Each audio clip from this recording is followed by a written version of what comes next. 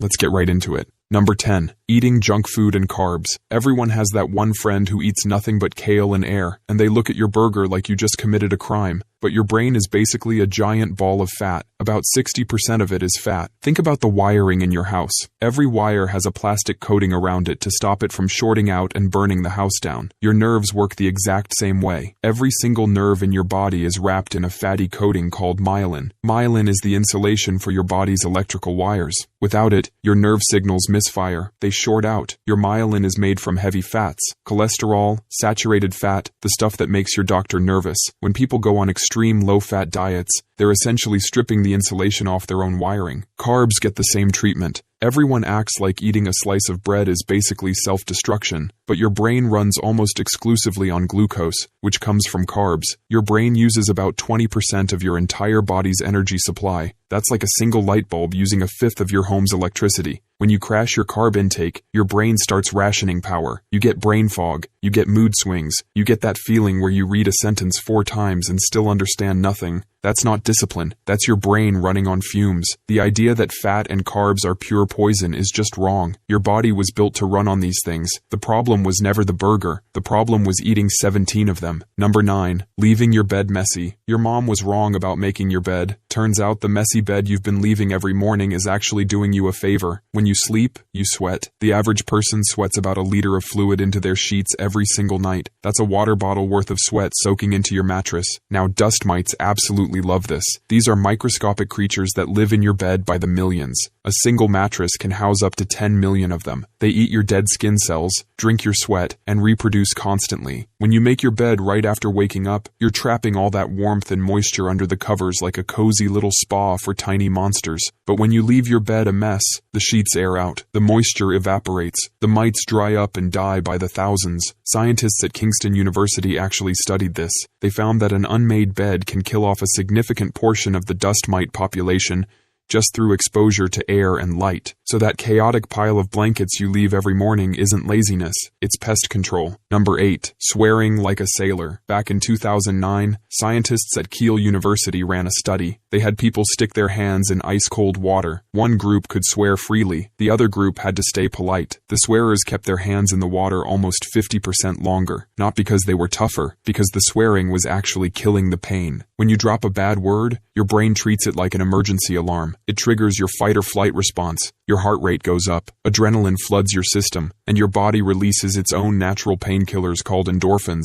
It's basically free morphine, with a worse reputation. Think about the last time you stubbed your toe on a coffee table at 2 a.m. You didn't whisper, "Oh dear." You screamed something that would make a sailor blush, and weirdly, you felt better faster. That was your body's emergency pain system doing exactly what it was built to do. There's also something called the labeling effect. When you put a strong word to a strong feeling, your brain processes the pain differently. It moves it from the raw emotional center of your brain to the language center, which is calmer and more in control. It's the same reason therapists tell you to name your emotions out loud, except therapists charge $200 an hour, and this is free. Number 7. Bouncing your leg. That person in every meeting who will not stop bouncing their leg. Everyone's shooting them dirty looks. Someone's probably already passive-aggressively moved their chair away. Turns out that person is the healthiest one in the room. When you sit still for a long time, blood starts to pool in your legs. It just sits there, getting lazy, getting thick, and sometimes it clumps together into a clot. That clot is called a deep vein thrombosis.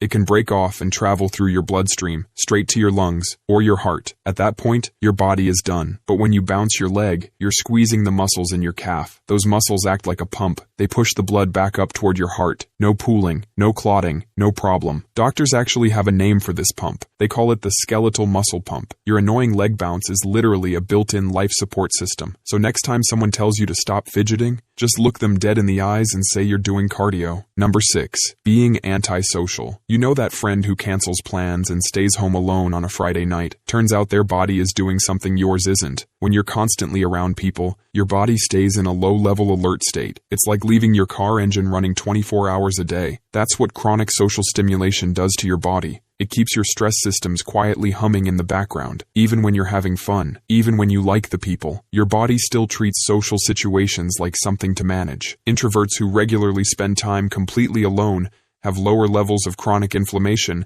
than highly social people who never get quiet time. Inflammation is your body's alarm system. It's great when you need it, but when it never shuts off, it starts damaging things. Solitude triggers something scientists call a deep physiological rest response. It's different from sleep. It's your body finally getting to power down the social processing systems completely. Your brain stops scanning for facial expressions. It stops monitoring tone of voice. It stops preparing responses. It just stops. That's incredibly rare in a world where we're constantly surrounded by people and noise. The person who skips the party and sits quietly at home is giving their body a full system reboot. Number 5. Dark humor. Emergency room doctors, soldiers, firefighters, the people who see the worst things humans can see, they all do the same thing. They make jokes about it, and their co-workers who don't make jokes burn out. They quit. They fall apart. Your brain has a stress response. It's like a fire alarm in your house. When something horrible happens, the alarm goes off. Your heart races. Your body floods with stress chemicals. You can't turn the alarm off. The horrible thing already happened. But dark humor is like opening a window. It doesn't stop the alarm. It just lets some of the smoke out. Scientists call this cognitive reappraisal. It's a fancy way of saying your brain reframes the situation.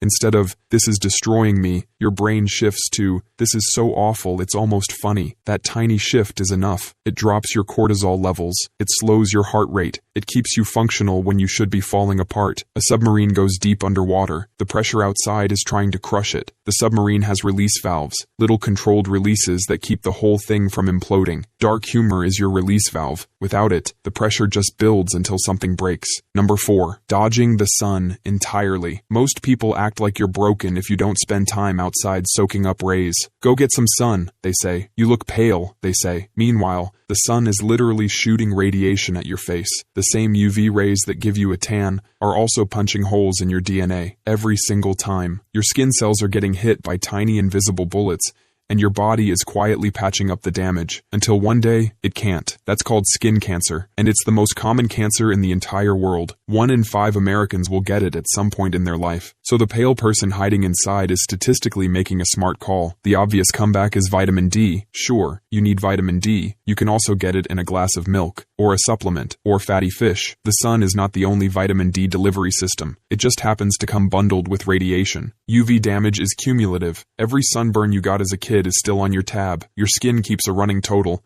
and it doesn't forget. Doctors call it your lifetime UV dose, and once you've used it up, the bill comes due. This is why people who spent their 20s tanning on beaches sometimes spend their 60s getting chunks of their face removed. The tan fades. The DNA damage does not. Number 3. Taking screenshots of everything. Your camera roll looks like a crime scene. A screenshot of a parking sign. A receipt for a burrito you bought in 2021. 17 screenshots of maps to places you've already been. Normal people think you have a problem. You don't have a problem. You have evidence. Studies show the average person forgets about 70% of new information within 24 hours. Your brain is not a filing cabinet. It's a whiteboard that someone keeps erasing. When you screenshot that confirmation email, you're not paranoid. You're being a functioning adult in a world that is constantly trying to gaslight you. Someone books a hotel, gets a confirmation, doesn't screenshot it. They show up. The hotel says the booking doesn't exist. That person is now sleeping in their car. Meanwhile, the screenshot person walks up, pulls out their phone, and shows the confirmation number,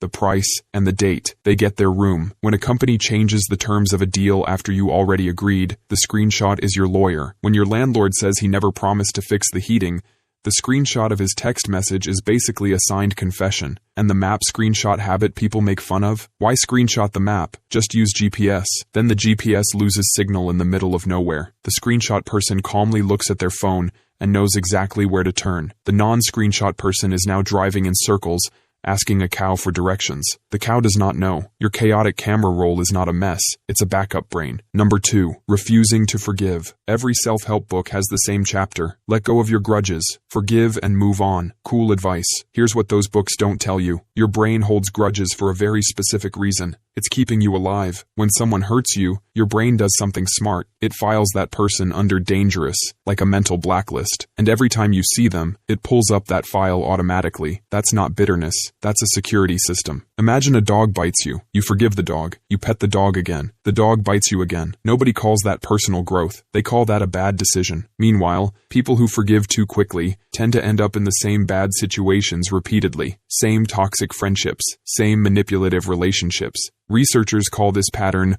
re-victimization, and one of the biggest predictors of it is forgiving people before they've actually changed. Forgiveness and trust are not the same thing. You can forgive someone and still never let them near your life again. But most people treat forgiveness like a full pardon. That's where the grudge actually saves you. The grudge is the bouncer at the door of your life. It just remembers who caused problems last time, and it keeps them out. Number 1. Quitting things easily. Everyone's heard the phrase, winners never quit. It's on motivational posters. It's in every sports movie, and it's gotten people killed. Doubling down on a bad decision is one of the most dangerous things a human can do. It's called the sunk cost fallacy. It's when your brain says, I've already come this far. I can't stop now. In 1996, 8 climbers died on Mount Everest. Most of them had already passed the point where they should have turned back. They kept going because they'd paid $65,000 for the trip. That's the sunk cost fallacy with a body count. Same thing happens in smaller ways every day. You're on a hike and the weather turns bad. Your brain says, but we drove 2 hours to get here. Your legs say, there is lightning directly above us.